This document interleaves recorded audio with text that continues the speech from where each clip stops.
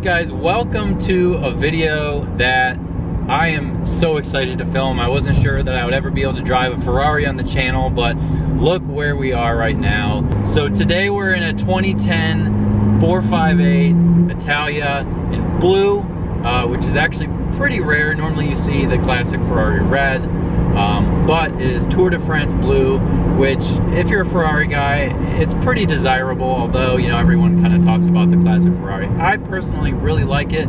It's just bright enough, it gets your attention, but it's not, you know, crazy bright blue or anything like that. What's kind of amazing is how great it sounds and how great it is to drive and how not scary it is to drive. And when I originally got in this car for the very first time, I thought it'd be really scary, and it kind of is, because, you know, all the dimensions are different, and you know, the power comes on a little bit different, and it's very expensive. You know, you don't want to wreck it. And also today is a little bit chilly. You know, it's pretty much fall going into winter, so the tires take a while to warm up, which is one of the things that you really have to pay attention to on a car like this, where most normal cars you don't really have to worry. So of course, if you're dealing with summer tires or anything like that, you're going to be much more cognizant of how the temperature is going, because this thing will absolutely break loose, and it will let you kill yourself if you are not careful. So you definitely want to be careful, you know, when the temperatures aren't right.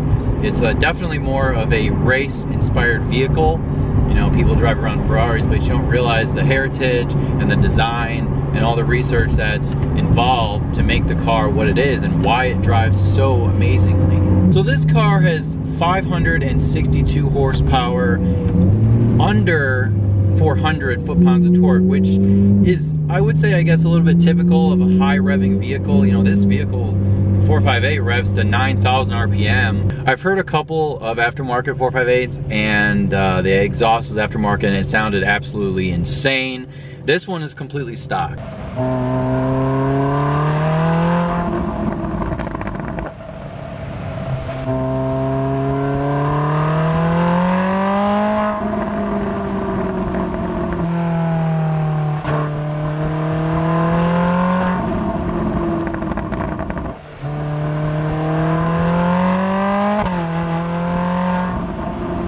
The only thing that's not stock about it is the ride height is tweaked down just a little bit.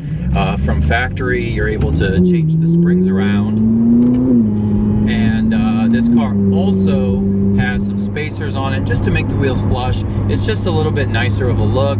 It looks proper, and you know, makes the car sit a little bit nicer. You know, it's just just those couple little tweaks can make a car like this look really intentional and really proper. Let's talk about driving this car around. As I mentioned, it's not that scary. However, it is very, you know, race car. You're feeling the road. This car has something called bumpy road mode, which you press when you're on a bumpy road, so you're not bouncing all around the place. I have it in that setting right now because, God forbid, the camera, I don't want to make you guys sick on camera or anything like that.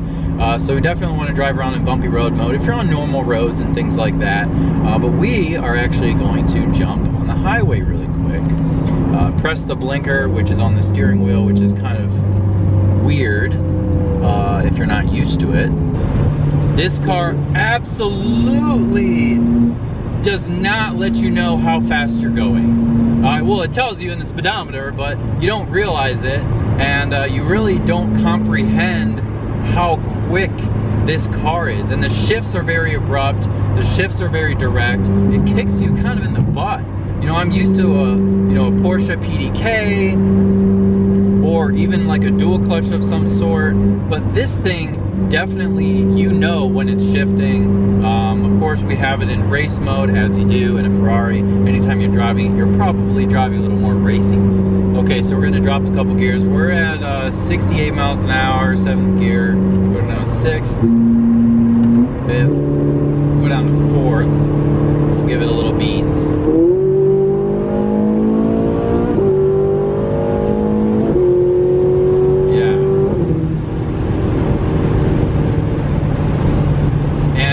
That actually wasn't incredibly fast from a miles per hour standpoint, but it's definitely fast. 0 to 60 is just over 3 seconds, which for a car like this, I mean, that's very quick. And the thing is, it feels a lot quicker than that. It feels very racy, race inspired. You know, you have the whole layout, which is definitely intentional, you know, from Ferrari's heritage. You have the blinkers on the steering wheel, you have, you know, the high-end knobs and buttons and everything on here. It's very intentional. When you drive this car, it'd be very hard to daily this car. In my opinion, I think it'd be very hard to daily. Plus you get all the attention. You get the attention that a Ferrari has, even not being red, and you have the noise. So right now it's a little droney at you know, 3,200 RPM, so we'll go down to 6th gear. So of course we're above 4,000 RPM, so it's a little bit better. But you know, you're going to be dealing with, you know, I'm talking a little bit louder, you guys. You're going to be dealing with a car that is going to be telling you that it wants to go very fast. So although this car is definitely, you know, like I keep mentioning, race inspired, it's not that scary. You know, the proportions aren't insane. You know, you can see out the back. Unfortunately, this car doesn't have any sort of backup sensors, backup camera, proximity sensors, anything like that. So you're flying blind. You're going to have to really trust your gut and make sure that you know the dimensions really well. 5th gear. Ooh, baby. Yeah. And the car feels very similar at high speeds as it does at low speeds.